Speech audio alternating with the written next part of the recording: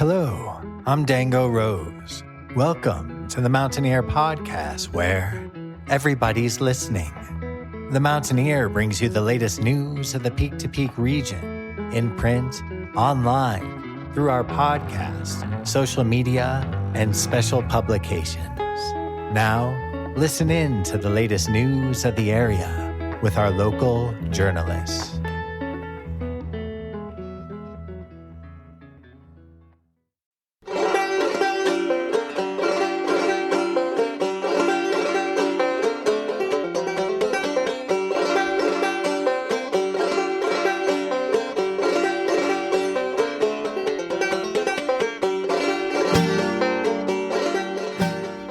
The song that you are currently listening to is called Cuckoo. It's an original song from the band Chicken Coop Willaye, recorded by three-time Grammy nominee Eric Satie at Emotional Logic Studio in Lakewood, Colorado. You can listen to the full song and another recording from Emotional Logic Studio, Cool Cool Water, by heading to Chicken Coop Willaye's website at chickencoopwillaye.com. They'll be performing at Howlin' Wind Brewing and Blending very soon. Be sure to stay tuned for this episode of the Mountaineer Podcast to learn more about that performance.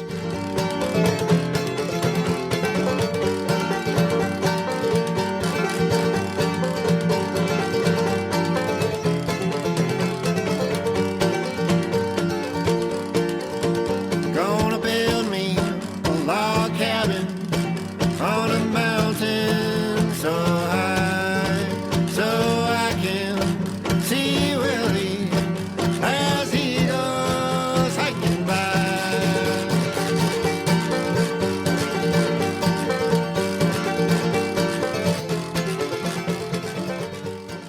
Hello there, everybody. My name is Jamie Lammers, and welcome to Music of the Mountains, Where to Be and What to See, brought to you by the Mountaineer Podcast. It's occurred to me over the last day or two that I've been uploading a lot of poetry and music episodes for the podcast lately. I hope to get back to more community-centered episodes for the podcast in the near future, but I still have plenty more music and poetry segments planned. We'll figure out that schedule in the near future. In the meantime, let's get into today's Music of the Mountains segment, starting with our preliminary announcements. If you haven't subscribed to The Mountaineer yet, and you want to get local news from peak to peak, then be sure to head to the mtnear.com and click on the subscribe button in the top right corner of our homepage. From there, you'll get full access to our digital archives and scanned copies of our physical newspaper. And you can choose to send a physical subscription to your mailbox or to the mailbox of someone that you love. If you're interested in being involved in the newspaper and or the podcast in any way, shape, or form, then be sure to email our editor-in-chief, Barbara Hart, at info@themountaineer.com and or myself at media@themountaineer.com, and we'll get something sorted for you. If you're interested in being advertised in the paper and or the podcast, be sure to contact front desk at themountaineer.com for more information, or head to the mtnear.com/advertise to learn more about what options are available. Next, this episode's sponsor. This episode of the Mountaineer Podcast is sponsored by Regional Air Quality Council, the Front Range's lead air quality planning organization.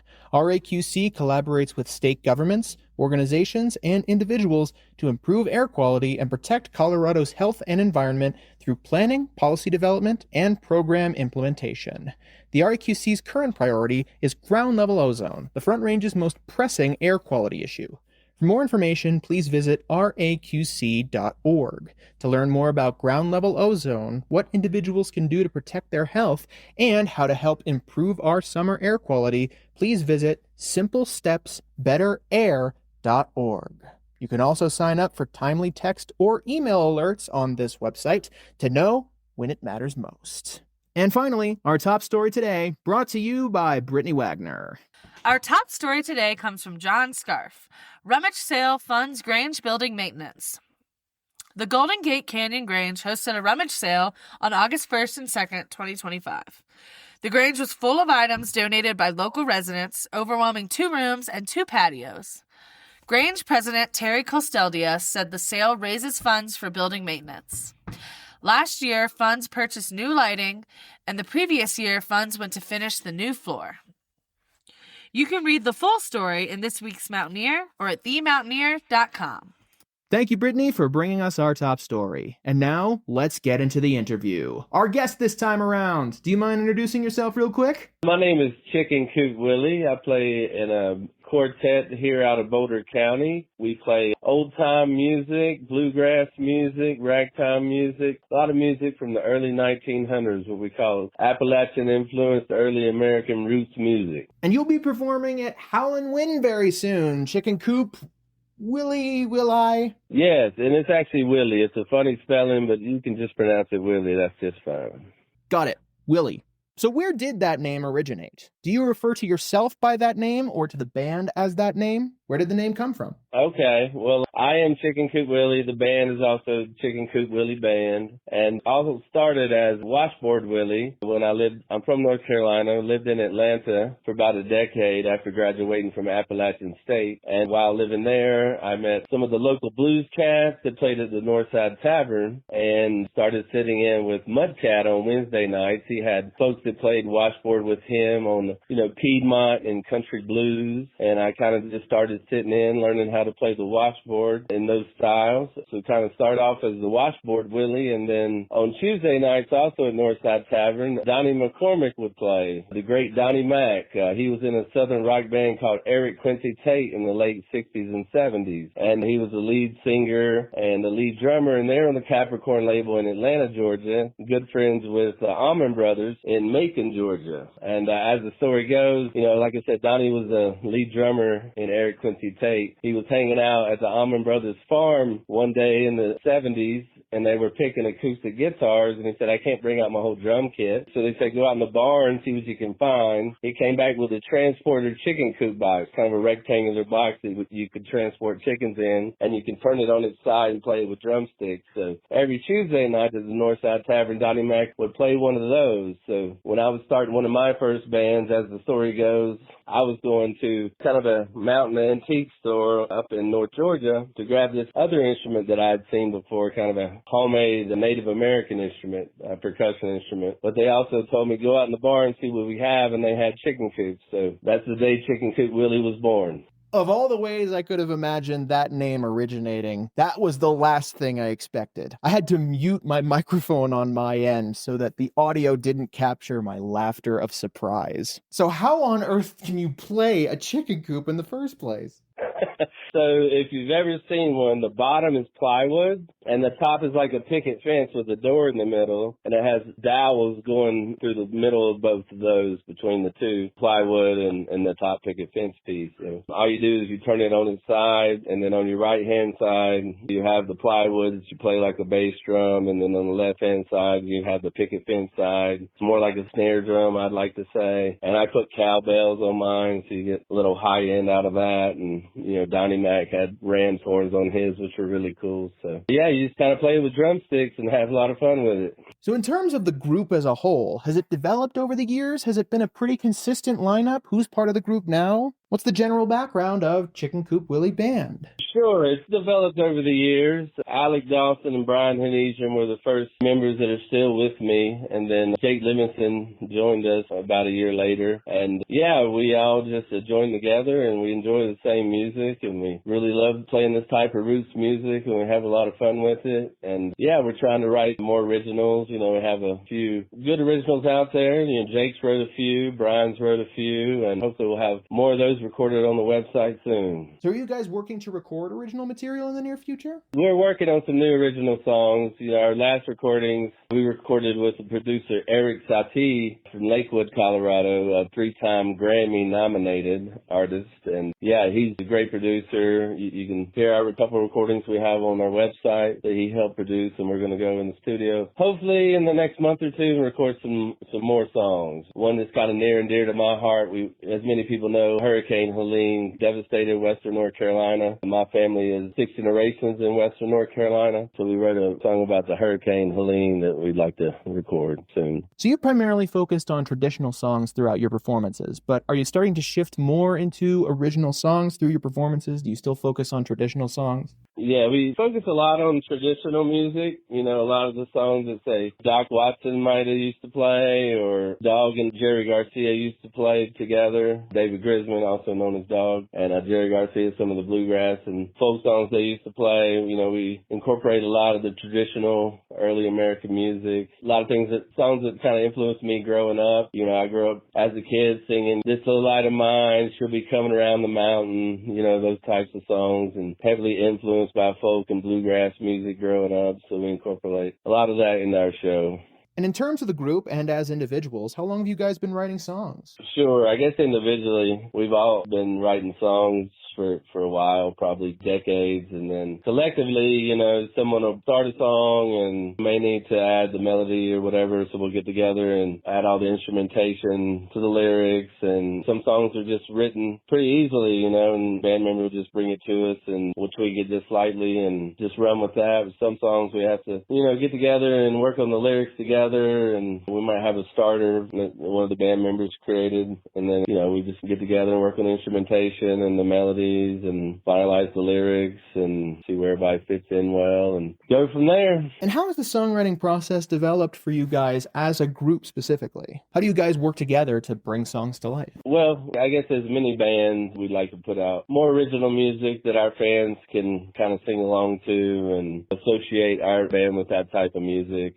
But we try to keep everything in the roots vein. Even our new music, we wanted to sound old-timey and in the bluegrass style or in the ragtime style, the early American music. To me, that's something that's in everyone's soul is roots music. You may have not heard that song before that we're playing, but you may have heard a song that was built from that song, or someone stole from that song that we're playing, or maybe a song that was passed down generation to generation, you know, and you're like, oh, you're reminded of it once we play it. So that's what I think is the great thing about roots music, is it kind of brings you back home to more simpler times. And over the years that you've been performing as Washboard Willaye, as Chicken Coop Willaye, and in any other capacity you've been performing, what are some of your favorite parts about being able to perform and sharing all this music with a live audience? Sure. The energy from the audience and the feedback from the audience, and just seeing the smiles and the laughs on their faces, and just the knee flapping and the toe tapping and just enjoying themselves and being in the moment. I have this thing that I've started recently. We're looking for new members of the future Washboard Players of America, the FWPA, so we get the crowd involved, see if anyone wants to come up and take a quick little tutorial from Chicken Coop Willaye and try and play the washboard on a song, and you know, everybody just has a lot of fun with it.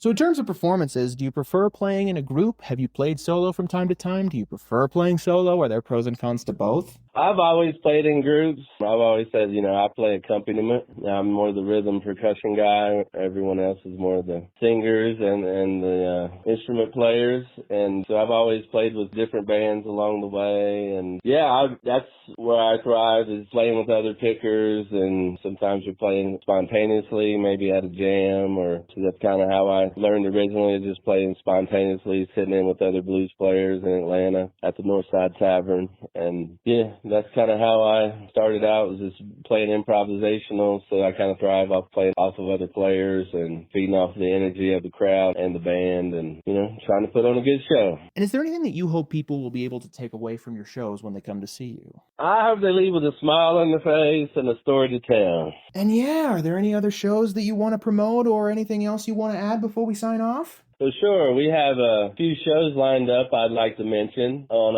August 16th, we're playing at the Howlin' Wind in Rollinsville at 5 p.m. Shout out to Zach over there. And on August 30th, we're playing at the Sun Outdoors Rocky Mountain Resort at Summit Grill in Granby at 5:30. And on September 13th, we're playing at Ned Trail Fest. And that raises money for a nonprofit organization called Teens Inc., which supports, educate, and empowers the youth of Nederland. 43 years running, no pun intended. It's a trail half marathon, a 10K and 5K road run, and that's in Nederland at 10 a.m. on September 13th. And shout out to Stephanie for helping to coordinate all that for us. In that case, I think those are the big questions I have on my end. Awesome. Well, thank you so much for having me on. I really appreciate it, and I look forward to seeing folks at the show. Thank you so much to Chicken Coop Willaye for coming on board and joining us for the podcast. You can see his band performing at Howlin' Wind Brewing and Blending, located 51A Main Street in Rollinsville, on Saturday, August 16th, 2025, starting at 5 p.m. To learn more about Chicken Coop Willaye, be sure to head to their website at chickencoopwillaye.com. Thank you so much, everybody, for listening to this week's Music of the Mountains, Where to Be and What to See, brought to you by the Mountaineer Podcast. I'll be back very soon with another episode of the Mountaineer Podcast, and I'll try and figure something out to get you guys a community-centered episode the next time. In the meantime, if you want to share this episode or others around with whoever you see fit, then be sure to head to the mtnear.com and scroll near to the bottom of our homepage, or head to the mtnearpodcast.buzzsprout.com to see a full archive of all of our episodes. If you're interested in being involved in the paper and or the podcast in any way, shape, or form, remember to contact info@themountaineer.com, media@themountaineer.com, and or front desk at themountaineer.com, and we'll get something sorted for you. And finally, for our most important pages, be sure to head to an individual episode description of any of our podcast episodes to find our Facebook, Instagram, YouTube, and events calendar, where you can submit upcoming events from your venues or from the community, or find more important pages on the top right side of our homepage. I'll see you guys next time. Have a great rest of your day.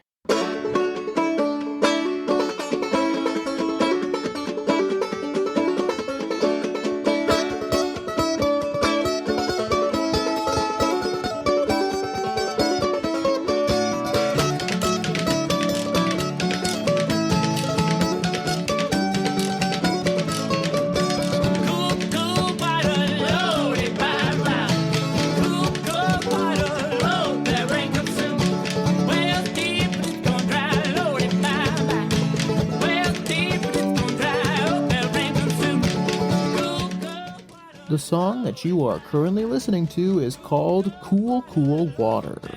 It's an original song performed by Chicken Coop Willaye and recorded and produced by three-time Grammy nominee Eric Satie in Lakewood, Colorado's Emotional Logic studio.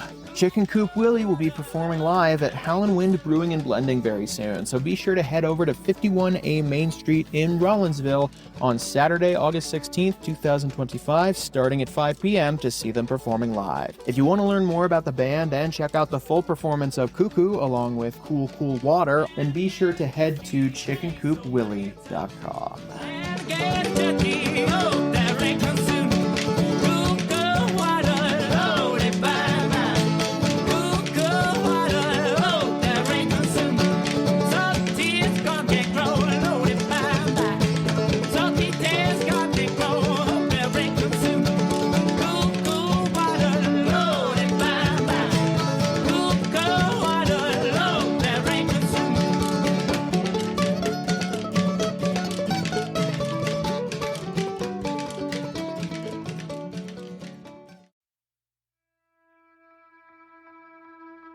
And that's it for our show.